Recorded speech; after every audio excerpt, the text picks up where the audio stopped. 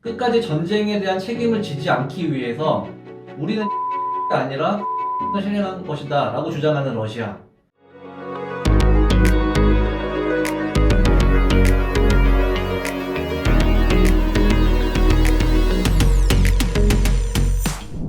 안녕하세요. 레드버티컬 이재범입니다. 어제 바이든과 민주당이 2023년 미국의 경제 회복을 위해서 시도할 법한 계획과 전략 중에 금리 인하에 대한 부분을 한번 살펴봤었는데요. 마침 오늘 새벽 FOMC가 있었죠. 여기에서 파월 의장이 비둘기파적인 발언을 해주기를 기대했었지만 그러지 않았기 때문에 현재 미국의 금리 인하 시나리오는 조금 더 시간을 가지고 지켜볼 필요가 있을 것으로 판단됩니다. 오늘 살펴볼 내용은 러시아 우크라이나 전쟁의 종료 시나리오입니다. 아시다시피 푸틴의 러시아는 우크라이나가 EU와 나토에 가입하려고 하자 서방 국가들이 동진하지 않겠다는 약속을 어겼다면서 우크라이나를 침공했었습니다. 당시 푸틴은 48시간이면 우크라이나를 정복할 것이라고 생각하고 자신만만하게 3일치 식량만을 준비해서 우크라이나를 침공했었다는 사실은 이미 널리 알려진 사실이죠. 그런데 그 침공이 2022년 2월 24일에 시작되었으니 어느새 벌써 10개월째 이어지고 있습니다. 침공 직후 러시아는 북으로는 우크라이나 수도인 키이우, 서로는 세계적인 곡물 수출 루트인 오데사 인근인 헤르손까지 전진을 했었지만 현재는 드네프르강 뒤쪽까지 밀려나 있는 상태입니다. 푸틴은 흑해의 전략적 요충지로서 2014년 강제 점령했던 크림반도, 그리고 러시아가 우크라이나를 침공하기 직전에 합병시켰던 도네츠크와 루안스크는 가져가야겠다라는 생각을 하고 있는 것으로 보입니다. 하지만 젤린스키는 우크라이나 영토를 러시아에 1도 내어줄 생각이 없다는 입장이죠.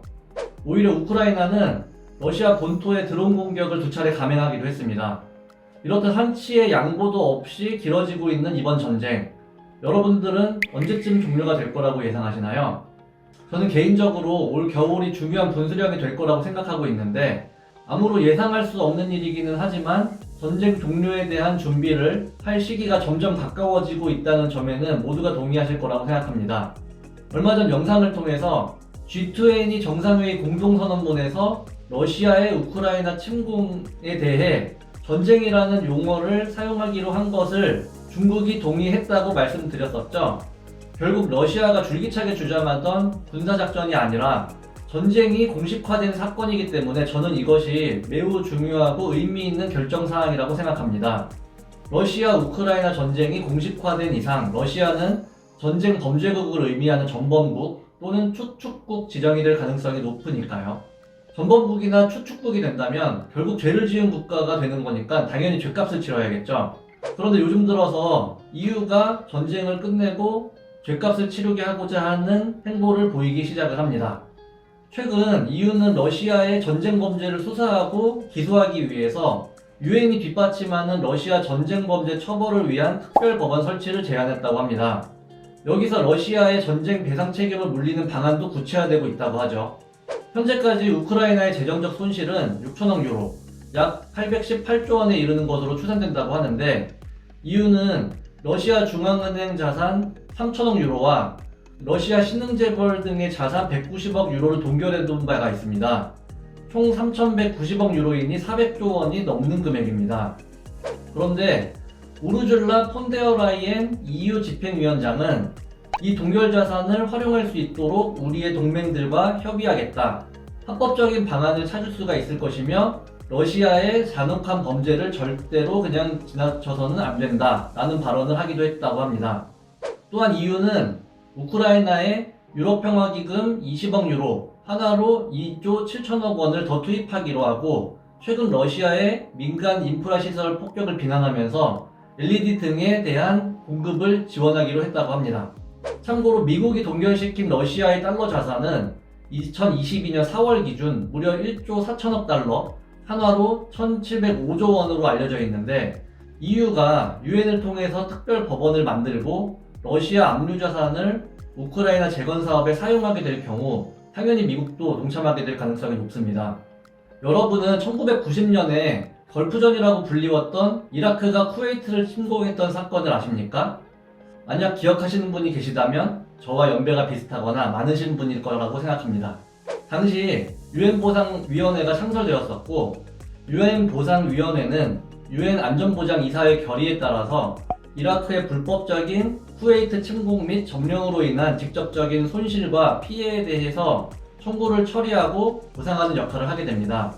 당시 무려 270만 건의 청구와 3,525억 달러가 위원회에 제기가 되었었는데, 재판 등을 통해서 2005년까지 약 15년간에 걸쳐 525억 달러를 보상 처리 완료하고 문을 닫았습니다. 이쯤 되니 어떤 시나리오인지 예상이 가시나요?